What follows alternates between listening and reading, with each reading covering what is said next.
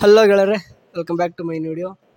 So ಏನಪ್ಪ ಅಂತಂದ್ರೆ ಇವಾಗ ಏನು ತಮ್ಮನೇಲಿ ನೋಡಿ ಬಂದಿದ್ರ ಬಿ ಎಸ್ ನರ್ಸಿಂಗ್ ಥರ್ಡ್ ಸೆಮಿಸ್ಟರ್ಗೆ ಸ್ವಲ್ಪ ರಿಲೇಟೆಡ್ ಆಗಿರುವಂಥದ್ದು. ಯಾಕಂತಂದ್ರೆ ಇನ್ನೂ ಎಕ್ಸಾಮ್ ಎಕ್ಸಾಕ್ಟ್ ಒಂದು ತಿಂಗಳು ಕೂಡ ಇಲ್ಲ, ಸ್ವಲ್ಪ ಅವಾಗಲೂ ಒಂದೆರಡು ದಿನ ಹೋಗಿಬಿಟ್ಟಿದ್ವು. ಸೊ ಹಂಗಾಗಿ ನನಗೂ ಕೂಡ ಸಪ್ರೇಟ್ ಮೆಸೇಜ್ ಹಾಕಿದ್ರಿ, ಬ್ಲೂ ಪ್ರಿಂಟ್ ಇನ್ನೂ ಬಿಟ್ಟಲ್ಲ ಬರ್ದಾರೆ, ನೀವು ಬಿಡ್ತೀನಿ ಅಂತ ಹೇಳಿದ್ರಿ. ಬಟ್ ಇನ್ನೂ 1 ವೀಕಲ್ಲಿ ಬರುತ್ತೆ ಅಂತಿದ್ರಿ. ಹಳೆ ಒಂದು 2 ಡೇಸ್ ಹೋಯ್ತು, ಇನ್ನೂ 4 to 5 ಡೇಸ್ ಇದೆ ಅಂತಂದು. ಸೊ ಅದಾಗಿ ಮೇಲೆ ಇನ್ನೊಂದು ವಿಡಿಯೋ ಹಾಕಿದ್ದೆ, ಅದನ್ನ ಯಾರೆಲ್ಲ ನೋಡಿದ್ರಲ್ಲ ಗೊತ್ತಿಲ್ಲ. ಯಾಕಂತಂದ್ರೆ ಬ್ಲೂ ಪ್ರಿಂಟ್ ಬಿಡಲ್ಲ ಅಂತಂದು ಇಂಡೈರೆಕ್ಟ್ ಆಗಿ ಸಂಜಯ್ ಸರ್ ಹೇಳಿದ್ರು, ಅದ್ರ ಬಗ್ಗೆ ಮಾತಾಡಿದ್ದೆ. ಸೊ ಆದರೂ ಕೂಡ ಒಂದು ಚಾನ್ಸ್ ಇದೆ, ನೀವು ಎಲ್ಲರೂ ಹೋಗ್ಬಿಟ್ಟು ಇನ್ಸ್ಟಾಗ್ರಾಮಲ್ಲಿ ಒಂದು ಪೋಸ್ಟ್ ಇತ್ತು, ಅದನ್ನ ಶೇರ್ ಮಾಡಿರಿ, ಆದಷ್ಟು ಅವರು ಸಂಜಯ್ ಸರ್ ಹೆಲ್ಪ್ ಮಾಡ್ತಾರೆ ಅಂತ ಅಂದಕ್ಕೆ ಅವರು ಕೂಡ ಸಂಜಯ್ ಸರ್ ಹೆಲ್ಪ್ ಮಾಡ್ತೀನಿ, ನಾನು ಸಾಧ್ಯವಾದಷ್ಟು ಯೂನಿವರ್ಸಿಟಿ ಅವ್ರಿಗೆ ಹೇಳ್ತೀನಿ ಅಂತ ಹೇಳಿದ್ರು. ಬಟ್ ಆದರೂ ಕೂಡ ಯಾರು ಕೂಡ ರೆಸ್ಪಾನ್ಸ್ ಓಕೆ ಒಂದು ದಿನ ಮಾಡಿದ್ರಿ, ಬಟ್ ಉಳಿದಿದ್ದೆಲ್ಲ ಡೇಸ್ ಎಲ್ಲರೂ ಬಿಟ್ಟಾಕ್ಬಿಟ್ರಿ. ಬಟ್ ಇವಾಗ ಇನ್ ಕೇಸ್ ಬರ್ದೇ ಇದ್ರಿ ಏನು ಮಾಡೋದು? ಸೊ ಹಂಗಾಗಿಬಿಟ್ಟು ಇಂಪಾರ್ಟೆಂಟ್ ಕ್ವಶನ್ಸ್ ಆದ್ರೂ ಬೇಕಲ್ವ ನಿಮಗೆ. ಸೊ ಈ ಒಂದು ಏನು ಇಟ್ಕೊಂಡು ಏನಪ್ಪ ಅಂದರೆ ಈ ವಿಡಿಯೋ ಮಾಡ್ತಾ ಇದ್ದೀನಿ. ಥರ್ಡ್ ಸೆಮಿಸ್ಟರ್ಗೆ ಸಂಬಂಧಪಟ್ಟಾಗೆ MSN ಮತ್ತು ಮೈಕ್ರೋಬಯಾಲಜಿ ಸದ್ಯಕ್ಕೆ ನೀವು ಎಕ್ಸಾಮ್ ಬರೀತಿರೋದು ಎರಡೇ ಸಬ್ಜೆಕ್ಟ್. ಸೊ ಹಂಗಾಗಿಬಿಟ್ಟು ಅವು ಎರಡೇ ಸಬ್ಜೆಕ್ಟ್ ನಿಮ್ಗೆ ಇಂಪಾರ್ಟೆಂಟ್ ಕ್ವಶನ್ ಅಂತಂದು. ಇಂಪಾರ್ಟೆಂಟ್ ಕ್ವಶನ್ ಅಂದರೆ ಯಾವ ರೀತಿ ತೆಗೆದು ಬರ್ತಾರೆ, ನೀವು ದೊಡ್ಡ ಯೂನಿವರ್ಸಿಟಿ ವರ್ಕ್ ಮಾಡ್ತೀವಿ ಅಂತಂದು. ಸೊ ಆ ರೀತಿ ಅಂದಲ್ಲ, ನಿಮ್ಗೆ ನೋಡ್ತಿರ್ಬೋದು MSN ಮತ್ತು ಮೈಕ್ರೋಬಯಾಲಜಿ ಸೇಮ್ ಆ್ಯನ್ಯುವಲ್ ಎಕ್ಸಾಮ್ಗೆ ಏನೆಲ್ಲ ಕ್ವಶನ್ ಪೇಪರ್ ಪ್ಯಾಟರ್ನ್ ಬರ್ತಾಯಿತ್ತು ಅದೇ ರೀತಿ ಬರ್ತದೆ. ಸೊ ಹೆಚ್ಚಿಗೆ ಏನಪ್ಪ ಅಂತಂದರೆ MCQ ಬರೋ ಸಾಧ್ಯತೆ ಜಾಸ್ತಿ ಇರುತ್ತಲ್ವ. ಸೊ MCQ ಕೂಡ ಬರ್ತದೆ, ಬಟ್ ಆ್ಯನ್ಯುವಲ್ ಎಕ್ಸಾಮ್ದವ್ರಿಗೆ MCQ ಇಲ್ಲ. ಸೊ ಹಂಗಾಗಿಬಿಟ್ಟು ಲೈಕ್ ನಾನೇನು ಮಾಡ್ತೀನಿ ಅಂತಂದರೆ ಕೆಲವೊಂದಿಷ್ಟು ನಿಮ್ಗೆ ಇಂಪಾರ್ಟೆಂಟ್ ಕ್ವಶನ್ ಅನ್ನೋಕ್ಕಿಂತಲೂ ನಿಮಗೆ ಒಂದು ಕ್ವಶನ್ಸ್ ಯಾವ ರೀತಿ ಫ್ರೇಮ್ ಆಗಿ ಬರುತ್ತೆ ಅನ್ನೋದು ಒಂದು ಐಡಿಯಾ. ಓಕೆ, ಲೈಕ್ ನಿಮ್ಗೆ ತೋರಿಸ್ತೀನಿ. ನಿಮಗೆ ಈ ಒಂದು PDF ನಮ್ಗೆ ಆ್ಯನ್ಯುವಲ್ ಎಕ್ಸಾಮ್ ಅವ್ರಿಗೆ ಟೋಟಲ್ 1 to 4 ಇಯರ್ಗೆ ಎಲ್ಲನೂ ಕೂಡ blue print, question paper layout ಮತ್ತು ಕ್ವಶನ್ ಬ್ಯಾಂಕ್ ಅನ್ನೋದು ಎಲ್ಲನೂ ಕೂಡ ಬರ್ತಾಯಿತ್ತು. ಇರೋದು 1 MBಯಲ್ಲಿ 4 ವರ್ಷದ್ದು ಎಲ್ಲ ಇತ್ತು, ಬಟ್ ನಿಮಗೆ ಸದ್ಯಕ್ಕಂತೂ ಇಲ್ಲ. ಸೊ ಅದನ್ನ ನಾನು ನಿಮಗೆ ರೆಫರ್ ಮಾಡೋದೇನಪ್ಪ ಅಂದ್ರೆ ಸದ್ಯಕ್ಕೆ MSN ಮತ್ತು ಮೈಕ್ರೋಬಯಾಲಜಿಗೆ ಸಂಬಂಧಪಟ್ಟಾಗಿ ಸದ್ಯಕ್ಕೆ ಅದನ್ನ ನಾನು PDF ಓಪನ್ ಮಾಡ್ಕೊತೀನಿ. ಯಾರೆಲ್ಲ ಕೂಡ ಇಲ್ಲಿ ಟೆಲಿಗ್ರಾಮಲ್ಲಿ ಬೇಕಾದ್ರೆ ಕಳಿಸಿರ್ತೀನಿ, ಒನ್ ಟೈಮ್ ನೋಡ್ಕೋರಿ. ಅದಕ್ಕೆ ಆ್ಯಪ್ ಓಪನ್ ಮಾಡ್ಬೇಕಂತಂದರೆ ರ್ಯಾರ್ ಆ್ಯಪ್ ಬೇಕಾಗುತ್ತೆ ಆ್ಯಂಡ್ WPS ಆ್ಯಪ್ ಬೇಕಾಗುತ್ತೆ. ಈಗ ನಾನು ಸದ್ಯಕ್ಕೆ ಒಂದು MB ಇದೆ, ಅದು ಡೌನ್ ಮಾಡಿಕೊಂಡು ರ್ಯಾರ್ ಆ್ಯಪಲ್ಲಿ ಓಪನ್ ಮಾಡ್ಕೊಂಡ್ರೆ ಕೇಳುತ್ತೆ, ಈ ರೀತಿ ಕೇಳಿಸುತ್ತೆ ನೀವು ಯಾವ ಇಯರ್ ಅಂತಂದು. ಸೊ BS ನರ್ಸಿಂಗಲ್ಲಿ ನೀವು ಯಾವ ಇಯರ್ ಅಂತ ಕಳಿಸಿದೆ. ಬಟ್ MSN ಅನ್ನೋದು ನಮಗೆ ಸೆಕೆಂಡ್ ಇಯರ್ ಇದೆ, ಬಟ್ ಮೈಕ್ರೋಬಯಾಲಜಿ ಅನ್ನೋದು ಫಸ್ಟ್ ಇಯರ್ಲಿತ್ತು. ಓಕೆ, ನಮ್ಮ ಆ್ಯನ್ಯುವಲ್ ಎಕ್ಸಾಮ್ನವ್ರದ್ದು ಹೇಳ್ತಿದ್ದೀನಿ. ಸೊ ಹಂಗಾಗ್ಬಿಟ್ಟು ಮೊದಲು ನಿಮ್ದು MSN ಮಾತಾಡೋದಂತಂದರೆ ಸೆಕೆಂಡ್ ಇಯರ್ದಲ್ಲಿ ಹೋಗ್ರಿ. ಇಲ್ಲಿ ಮೆಡಿಕಲ್ ಸರ್ಜಿಕಲ್ 1 ಅಂತ ಬರುತ್ತೆ. ಓಕೆ, ನಿಮ್ದು MSN 1 ಆಯಿತು. ಓಕೆ, MSN 2 ನಿಮಗೆ 4th ಸೆಮಿಸ್ಟರ್ ಐತೆ. ಸೊ ಹಂಗಾಗ್ಬಿಟ್ಟು MSN 1ರಲ್ಲಿ ಕ್ಲಿಕ್ ಮಾಡ್ಕೊಂಡಾಗ ಅಲ್ಲಿ blue print question paper layout ಮತ್ತು ಕ್ವಶನ್ ಬ್ಯಾಂಕ್ ಅಂತ ಬರುತ್ತೆ. ನಿಮ್ಗೆ ಬ್ಲೂ ಪ್ರಿಂಟು ಲೇಔಟ್ ಏನು ಟಚ್ ಮಾಡ್ಕೊಬೇಡ್ರಿ. ಯಾಕಂತಂದರೆ ನೀವು ನಿಮ್ಮದು ಬ್ಲೂ ಪ್ರಿಂಟು ಲೇಔಟು ಆ ರೀತಿ ಇರಲ್ಲ. ಯಾಕಂದರೆ ಇದು ಆ್ಯನ್ಯುವಲ್ ಎಕ್ಸಾಮ್ನವ್ರದ್ದು, ನಿಮ್ಮದು ಸೆಮಿಸ್ಟರ್ ಬೇರೆ. ಯಾಕಂದರೆ ನಿಮ್ಮ ಮಲ್ಟಿಪಲ್ ಕ್ವಶನ್ ಈ ರೀತಿ ಇರ್ತಾವೆ. ಸೊ ಹಂಗಾಗ್ಬಿಟ್ಟು ನೀವು ಕ್ವಶನ್ ಬ್ಯಾಂಕ್ ಒಂದೇ ಕ್ಲಿಕ್ ಮಾಡ್ಕೋರಿ. ಕ್ವಶನ್ ಬ್ಯಾಂಕ್ ಒಂದು ಕ್ಲಿಕ್ ಮಾಡ್ಕೊಂಡಾಗ ಈ ರೀತಿ ಒಂದು ಆ್ಯಪ್ನ ಓಪನ್ ಮಾಡ್ಕೊಳ್ಳೋಕೆ ಕೇಳುತ್ತೆ. ಇದು ಆ್ಯಪ್ WPS ಬಿಟ್ಟರೆ ಮತ್ತೆಲ್ಲೋ ಆ್ಯಪ್ ಓಪನ್ ಆಗಿಲ್ಲ. ಸೊ ಹಂಗಾಗ್ಬಿಟ್ಟು WPS ಆ್ಯಪಲ್ಲಿ ನಾನು ಏನು ಮಾಡ್ತೀನಿ, ಜಸ್ಟ್ ಅದನ್ನ ಆ್ಯಪ್ನ ಓಪನ್ ಮಾಡ್ಕೊತೀನಿ. ನಿಮಗೆ ಬರ್ತವೆ ಓಕೆ ಏನೇನೆಲ್ಲ ಕ್ವಶನ್ಸ್ ಅಂತಂದು. ಲೈಕ್ ನಾನು ನಿಮ್ಗೆ ತೋರಿಸ್ತೀನಿ. MSNಲ್ಲಿ ಇಂಟ್ರೊಡಕ್ಷನ್ ಚಾಪ್ಟರ್ ಇದೆ, ಅದರಲ್ಲಿ ನಮ್ಗೆ ಟೋಟಲ್ 5 ಮಾರ್ಕ್ಸ್ ಬರ್ತಿತ್ತು. ಅದು ಏನಪ್ಪ ಅಂತಂದರೆ ಟೋಟಲ್ 4 ಕ್ವಶನ್ ಇರ್ತದ್ದು. ಆ 4 ಕ್ವಶನಲ್ಲಿ ಬರ್ತಿದ್ದು. ಓಕೆ, ಅಂದರೆ 2 3 ಚಾಪ್ಟರ್ ಸೇರಿಬಿಟ್ಟು ಒಂದೊಂದು ಕ್ವಶನ್ ಬರ್ತಿತ್ತು. ಅದರಲ್ಲಿ ಇಂಟ್ರೊಡಕ್ಷನ್ ಒಂದು ಚಾಪ್ಟರ್ ಕೂಡ. ಆ್ಯಂಡ್ ಇವಾಗ ಸದ್ಯಕ್ಕೆ 2ನೇದು ಚಾಪ್ಟರ್ ನೋಡೋದಂತಂದರೆ common signs and symptoms management ಅಂತ ಇತ್ತು. ಅದರಲ್ಲೂ ಕೂಡ ಟೋಟಲ್ 4 ಮಾರ್ಕ್ಸು, 2 ಮಾರ್ಕ್ಸಿಂದ 2 ಬರ್ತಿದ್ದು. ಆದರೂ ಕೂಡ ನೋಡ್ತಾ ಇರ್ಬೋದು ಕ್ವಶನ್ಸು 13 ಕ್ವಶನ್ಸ್ ಇದೆ. Okay, for example define oedema, list two causes and list the types of oedema. Okay, define shock, ಈ ರೀತಿ ನೋಡ್ತಾ ಇರ್ಬೋದು. Define hyperkalaemia, define hypercalcaemia. ಇವು 2 ಮಾರ್ಕ್ಸ್ ಕ್ವಶನ್ ಸಿಂಪಲ್ ಆಗಿ ಡಿಫೈನ್ ಮಾಡೋ ಇರ್ತವೆ. ಆ್ಯಂಡ್ ನೆಕ್ಸ್ಟ್ 3rd ಕ್ವಶನ್ ನೋಡ್ತಾ ಇರ್ಬೋದು, nursing management of patient. Okay, patient ಏನಪ್ಪ ಅಂತಂದರೆ ಯಾವುದಕ್ಕೆ ರೆಸ್ಪಿರೇಟರಿ ಸಿಸ್ಟಮ್ಗೆ ಸಂಬಂಧಪಟ್ಟಾಗಿರುವಂಥದ್ದು ಕ್ವಶನ್, ಅದು ಆ ಚಾಪ್ಟರಲ್ಲಿ ಟೋಟಲ್ 9 ಮಾರ್ಕ್ಸು. 5 ಮಾರ್ಕ್ಸಿಂದ 1, 2 ಮಾರ್ಕ್ಸಿಂದ 2 ಬರ್ತಾಯಿದ್ದು. ಅವು ಕೂಡ ಕೊಟ್ಟರೆ ಬೇಕಾದ್ರೆ ಶಾರ್ಟೆಸ್ಟ್ 5 ಮಾರ್ಕ್ಸಿಗೆಲ್ಲ ಏನೇನೆಲ್ಲ ಕೇಳ್ಬೋದಿತ್ತು ನಮಗೆ ಅಂತಂದರೆ ಪ್ಲೂರಲ್ ಎಫ್ಯೂಷನ್ ಆಗಿರ್ಬೋದು, ಅಥವಾ TB ಅಂತ ಏನು ಕರಿತೀವಿ, ಟ್ಯುಬರ್ಕ್ಯುಲೋಸಿಸ್ ಡ್ರಗ್ ಥೆರಪಿ ಕೇಳ್ಬೋದು, ಅಥವಾ ಟ್ರಾಕ್ಯೋಸ್ಟಮಿ ಕೇಳ್ಬೋದು, ಅಥವಾ ಪಲ್ಮನರಿ ಟ್ಯುಬರ್ಕ್ಯುಲೋಸಿಸ್ಸು. ಇದೇ ರೀತಿ ಏನೇನೆಲ್ಲ COPD, ನಿಮೋನಿಯಾ ಅಂದರೆ ರೆಸ್ಪಿರೇಟರಿ ಸಂಬಂಧಪಟ್ಟ ಎಲ್ಲನೂ ಕೂಡ ಏನೇನೆಲ್ಲ ಕ್ವಶನ್ ಕೇಳ್ಬೋದು ಅನ್ನೋದು ಟೋಟಲ್ 19 ಕ್ವಶನ್ ಕೂಡ ನಿಮ್ಗೆ ಸಿಗ್ತಾವೆ. ಇವು 19 ಕ್ವಶನಲ್ಲಿ ನೀವು ರೆಸ್ಪಿರೇಟರಿ ಸಿಸ್ಟಮ್ ಓದ್ಕೊಂಡ್ರೆ ಸಾಕು ಅನ್ಕೊಂತೀನಿ ನಾನು. ನೆಕ್ಸ್ಟ್ ನಿಮಗೆ ಅದು 2 ಮಾರ್ಕ್ಸಿಂದ ಕೂಡ ಯಾವ ರೀತಿ ಕ್ವಶನ್ ಅರೈಸ್ ಆಗ್ತವೆ ರೆಸ್ಪಿರೇಟರಿ ಸಿಸ್ಟಮಲ್ಲಿ ಅನ್ನೋದು ಅವನು ಕೂಡ ನೀವು ನೋಡ್ಕೋಬೋದು. ಆ್ಯಂಡ್ ನೆಕ್ಸ್ಟ್ ನಿಮಗೆ ಡೈಜೆಸ್ಟ್ ಸಿಸ್ಟಮಲ್ಲಿ ನಿಮಗೆ ಎಷ್ಟು ಮಾರ್ಕ್ಸ್ ಬರ್ತೋ ಗೊತ್ತಿಲ್ಲ, ಬಟ್ ನಮಗಂತೂ ಟೋಟಲ್ ಏನಂತಂದರೆ 10 ಮಾರ್ಕ್ಸ್ ಬರ್ತಾಯಿತ್ತು.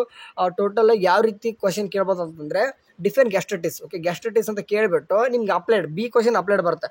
ಇಥಾಲಜಿ ಆ್ಯಂಡ್ ಪ್ಯಾಥೋಫಿಸಿಯಾಲಜಿ ಅಂತ ಕೇಳ್ತಾರೆ. ಬಟ್ C ಕ್ವಶನ್ ನೋಡ್ರಿ, prepare A nurses care plan for mister X who is the suffering from acute gastritis based on at least 3 prioritise nursing diagnosis. Okay, ಇಲ್ಲಿ ಏನು ಮಾಡ್ತಿದ್ರೆ ಅಪ್ಲೈಡ್ ಕೇಳ್ತಾರೆ. ನೀವು ಓದಿ ಅದೊಂದು X ಒಬ್ಬ ಪರ್ಸನ್ ಅಂತ ಬಂದಾಗ ಅವ್ನು ಯಾವ ರೀತಿ ನರ್ಸಿಂಗ್ ಕೇರ್ ಕೊಡ್ತೀರಾ ಅದ್ರದ್ದು ಅಟ್ಲೀಸ್ಟ್ 3 ಕೇರ್ ಪ್ಲ್ಯಾನ್ ಅಥವಾ ಕೇರ್ ಪ್ಲ್ಯಾನ್ ಬರೀಬೇಕು, ನರ್ಸಿಂಗ್ ಡಯಾಗ್ನೋಸಿಸ್ ಮಾಡಿಬಿಟ್ಟು. ಸೊ ಹಂಗಾಗ್ಬಿಟ್ಟು ಇದೇ ರೀತಿಯಾಗಿ ಪೆಪ್ಟಿಕ್ ಅಲ್ಸರ್ ಐತೆ, ಹರ್ನಿಯಾ ಐತೆ ಆ್ಯಂಡ್ ಇಂಟೆಸ್ಟೈನಲ್ ಅಬ್ಸ್ಟ್ರಕ್ಷನ್ ಐತೆ, appendicitis, colitis and ulcerative colitis and pancreatitis, cirrhosis of liver and ಡಿಫೆನ್ ಕಾರ್ಸಿನೋಮ ಸ್ಟಮಕ್, ಕೊಲಸ್ಟಮಿ ಅದು ಪ್ರೊಸೀಜರ್, ಕೊಲಸ್ಟಮಿ ಸರ್ಜರಿ ಆಗಿರ್ತದೆ. ಉಳಿದಿದ್ದೆಲ್ಲ ಆಲ್ಮೋಸ್ಟ್ ಏನಿದೆ ಅಂತಂದರೆ ಡಿಸೀಸ್ ಕಂಡೀಷನ್ ಆಗಿದಾವೆ. ಓಕೆ, 11 ಕ್ವಶನ್ ಇದು GIT ಮೇಲೆ ಬರ್ತಿದ್ದು 10 ಮಾರ್ಕ್ಸಿನ ಬರೋಬ್ಬರಿ 11 ಕ್ವಶನಲ್ಲಿ ಒಂದಾದ್ರೂ ಬಂದೇ ಬರ್ತಿತ್ತು. ಆ್ಯಂಡ್ ನೆಕ್ಸ್ಟ್ ಅದೇ ರೀತಿ ಕಾರ್ಡಿಯೋವಾಸ್ಕ್ಯುಲರ್ ಸಿಸ್ಟಮ್ ಸೇಮ್, ಅದು ಕೂಡ 10 ಮಾರ್ಕ್ಸಿಂದು.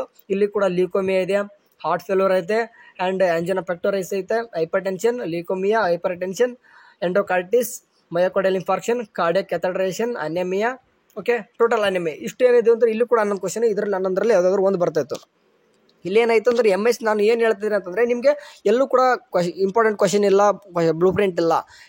ಈ ಒಂದು ನಿಮಗೆ PDF ಕೇವಲ 1 MB ಇದು ನಿಮ್ಗೆ ಏನಾಗುತ್ತೆ ಅಂತಂದರೆ ಟೋಟಲ್ ಬ್ಲೂ ಪ್ರಿಂಟ್ ಹತ್ರ ಸಿಗಲ್ಲ. ಬಟ್ ಇಂಪಾರ್ಟೆಂಟ್ ಕ್ವಶನ್ ಅನ್ನೋಕ್ಕಂತಲೂ ಯಾವ ರೀತಿ ಕ್ವಶನ್ ಅರೇಂಜ್ ಆಗ್ತವೆ, ಇಷ್ಟು ಕ್ವಶನ್ ಓದ್ಕೊಂಡ್ರು ಕೂಡ ಸಾಕು ನಮಗೆ ಎಲ್ಲನೂ ಕೂಡ ಕವರ್ ಆಗುತ್ತೆ. ಯಾಕಂದರೆ ಇದು MS ನಮಗೂ ನಿಮಗೆ ಸೇಮ್ ಐತೆ. ಸೊ ಹಂಗಾಗ್ಬಿಟ್ಟು ಎಲ್ಲನೂ ಸಿಗ್ತದೆ. ಆ್ಯಂಡ್ ಇವು ಡೈರೆಕ್ಟಾಗಿ ಮೈಕ್ರೋಬಯಾಲಜಿ ಕೂಡ ಸ್ವಲ್ಪ ನೋಡ್ಕೊಂಡ್ಬಿಡ್ತೀನಿ ನಾನು. ಸ್ವಲ್ಪ ಬ್ಯಾಕ್ ಬರ್ತೀನಿ, ಬ್ಯಾಕ್ ಬಂದುಬಿಟ್ಟು ಮೈಕ್ರೋಬಯಾಲಜಿ ಒಂದು ಟೈಮ್ ನೋಡ್ಕೊತೀನಿ. ಓಕೆ, ಅದು ಮೈಕ್ರೋಬಯಾಲಜಿ ಅದರಲ್ಲಿದೆ ಅಂತಂದರೆ ಮೈಕ್ರೋಬಯಾಲಜಿ ಬಂದುಬಿಟ್ಟು ನಮ್ಮ ಫಸ್ಟ್ ಇಯರಲ್ಲಿತ್ತು. ಸೊ ಹಂಗಾಗ್ಬಿಟ್ಟು ಮತ್ತೆ ಅದನ್ನ ನಾನು 1 MB ಏನಿದೆ ಅದು ಡೋ ಮಾಡ್ಕೊಂಡಿದ್ದೀನಿ, ನಾನು ಓಪನ್ ಮಾಡ್ಕೊತೀನಿ. ಫಸ್ಟ್ ಇಯರ್ ಓಪನ್ ಮಾಡ್ಕೊತೀನಿ.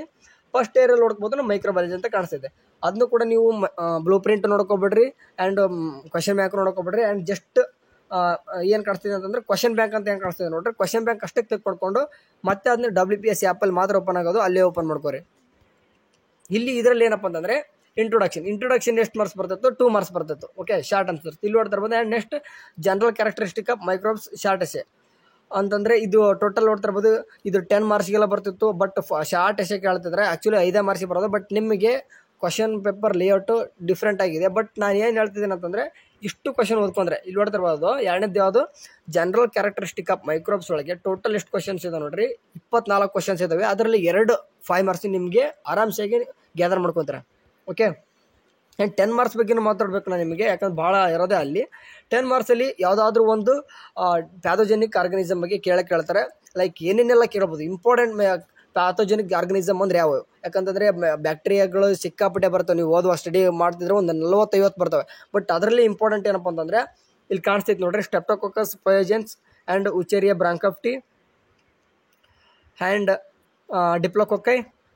ನೆಕ್ಸ್ಟ್ ಹಂಗೆ ನೋಡ್ತಾ ಹೋತಂತಂದರೆ ಕ್ಲಾಸ್ಟ್ರಿಡಿಯಂ ಟೆಟಾನಿ, ಗೋನೋಕೊಕ್ಕೈ, ಎಂಟರಿಕ್ ಫೀವರ್. ಓಕೆ, ಎಂಟರಿಕ್ ಫೀವರ್ ಅನ್ನೋದು ಡಿಸೀಸ್. ಓಕೆ, ಅದ್ರ ನೀವು ಆರ್ಗನಿಸಮ್ ಬಗ್ಗೆನೂ ಕೂಡ ಎಲ್ಲನೂ ಕೂಡ ಡೀಟೇಲ್ಸೇ ಬರೀಬೇಕಾಗುತ್ತೆ.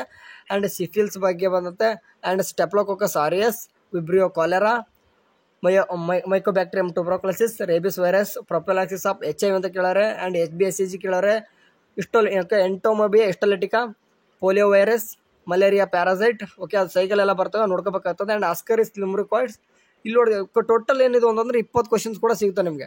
ಈ 20ರಲ್ಲಿ ಓದ್ಕೊಂಡ್ರು ಕೂಡ ಸಾಕು, ನೀವು 1ರಿಂದ 2 ಕ್ವಶನ್ಸ್ ಆರಾಮ್ಸಾಗಿ ಇಲ್ಲೂ ಕೂಡ ನೀವು ಅಂದರೆ 1ರಿಂದ 2 ಕ್ವಶನ್ಸ್ ಅಂದರೆ ಇಟ್ ಮೀನ್ಸ್ 10ರಿಂದ 20 ಮಾರ್ಕ್ಸ್ ಆರಾಮ್ಸಾಗಿ ತೊಗೊತೀರಾ. ಓಕೆ, ನೀವು 50 ಮೈಕ್ರೋ ಆರ್ಗನಿಸಮ್ಸ್ ಓದೋ ಬದಲು ಅಟ್ಲೀಸ್ಟ್ 20 ಓದ್ಕೊಂಡ್ರು ಸಾಕು, ಇದರಲ್ಲೇ ಬರ್ತವೆ. ಇದು ಟೋಟಲ್ ಇದೇನಪ್ಪ ಒಂದು ಗೆಸ್ ಅನ್ನೋಕ್ಕಿಂತಲೂ ಇದೇ ಆಲ್ಮೋಸ್ಟ್ ನಿಮ್ಮ ಕ್ವಶನ್ ಬ್ಯಾಂಕಲ್ಲೂ ಕೂಡ ನಾಳೆ ಕ್ವಶನ್ ಪೇಪರಲ್ಲಿ ಬರೋದು ಇದೆ. ಇನ್ನೂ ಕೂಡ ಹೇಳೋಕ್ಕಾಗಲ್ಲ, ಇನ್ನೂ 3 to 4 ಡೇಸಲ್ಲಿ ನಿಮ್ದು ಏನಾದರೂ ಬ್ಲೂ ಪ್ರಿಂಟ್ ಅನ್ನೋದು ಬಂತಂದರೆ ನಿಮ್ಗೆ ಹೆಲ್ಪ್ ಆಗೇ ಆಗುತ್ತೆ. ಬಟ್ ಬರದೇ ಹೋಯ್ತು ಅಂತಂದರೆ ಈ ಒಂದು ವಿಡಿಯೋ ನಿಮ್ಗೆ ಹೆಲ್ಪ್ ಆಗೇ ಇರ್ತದೆ. ಆ್ಯಂಡ್ ಆದಷ್ಟು ಏನು ಮಾಡ್ರಿ ಅಂತಂದರೆ ಈ 1.04 MB ಅಂತ ಏನು ಕಾಣಿಸ್ತೈತೆ ನಾನಿಲ್ಲಿ ಟೆಲಿಗ್ರಾಮ್ ಗ್ರೂಪಲ್ಲಿ ಕೊಟ್ಟಿದ್ದೀನಿ, ಡೌ ಮಾಡಿಕೊಂಡು ನಿಮ್ಮ ಫ್ರೆಂಡ್ಸ್ಗೆ ಆದಷ್ಟು ಶೇರ್ ಮಾಡಿರಿ. ಅದು ಯಾವ ರೀತಿ ಚೆಕ್ಔಟ್ ಮಾಡೋದು ಗೊತ್ತಾಗಲ್ಲ, ಈ ವಿಡಿಯೋ ಶೇರ್ ಮಾಡಿರಿ. ಓಕೆ, ಅಷ್ಟೇ. ಸರಿ, ಇನ್ನೂ ಒಂದು 25 ಡೇಸ್ ಐತೆ, ಚೆನ್ನಾಗಿ ಓದ್ಕೊರಿ. ಏನಾದರೂ ಇಂಪಾರ್ಟೆಂಟ್ ಅಂತ ಏನಾದರೂ ಅನಿಸಿದರೆ ಸಿಕ್ಕರೆ, ನನಗೆಲ್ಲಾದರೂ ರಿಸೋರ್ಸ್ ಏನಾದರೂ ಸಿಕ್ಕರೆ ಟೆಲಿಗ್ರಾಮ್ ಗ್ರೂಪಲ್ಲಂತೂ ಹಾಕಿರ್ತೀನಿ, ನೋಡ್ಕೊರಿ. ಯಾರಾದರೂ ಫಸ್ಟ್ ಟೈಮ್ ಈ ಒಂದು ನರ್ಸಿಂಗ್ ಇನ್ ಕನ್ನಡ ಇದು ಒಂದು ಹೊಸದಾಗಿ ಮಾಡಿರೋಂಥ ಚಾನಲ್, ಸೊ ಹಂಗಾಗ್ಬಿಟ್ಟು ನಂದು ಓಲ್ಡ್ ಚಾನಲಿಂದ ಯಾರಾದರೂ ಬಂದು ನೋಡ್ತಿತ್ತಂದರೆ ಅವಂಥವ್ರು ಏನು ಮಾಡ್ರಿ ಅಂತಂದರೆ ಸಬ್ಸ್ಕ್ರೈಬ್ ಆಗಿ ಕೂಡ ನೋಡ್ಬೋದು. ಇದೇ ರೀತಿಯಾಗಿ ನರ್ಸಿಂಗ್ ರಿಲೇಟೆಡ್ ಆಗಿ ವೀಡಿಯೋಸ್ ಬರ್ತಾ ಇರ್ತವೆ. ಸರಿ, ಏನಾದರೂ ಎಕ್ಸಾಮ್ ಬಗ್ಗೆ ಅಪ್ಡೇಟ್ ಬಂತಂದ್ರೆ ತಿಳಿಸ್ತೀನಿ. ಅಲ್ಲಿವರೆಗೂ ಚಾನಲ್ ನೋಡ್ತೀರಿ. ಟೇಕ್ ಕೇರ್, ಬಾಯ್.